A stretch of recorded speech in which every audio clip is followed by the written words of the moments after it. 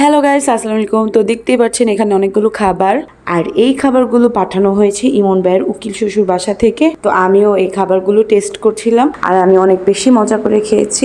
আর মাছের ভর্তাটা তো অসাধারণ ছিল। আমি সবসময় ভর্তা টাইপের আইটেম বেশি পছন্দ করি, আর এই মাছের ভর্তাটা আমার একদম মন ছুঁয়ে গেছে। তো সাথে ছিল গরু গোস্ত, তো গরু গোস্তটাও অনেক বেশি সফট ছিল।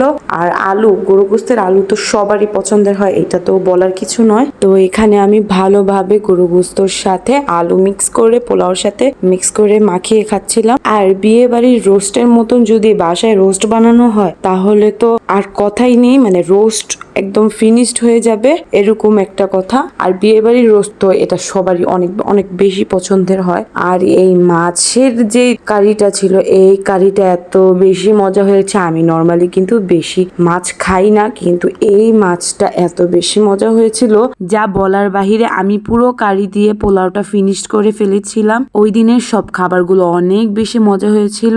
আর মাওয়াইমার হাতে রান্না মাশাআল্লাহ অনেক বেশি মজা হয়েছে। তো ভিডিওটা এ পর্যন্তই। সবাই ভালো থাকবেন। আল্লাহ হাফেজ।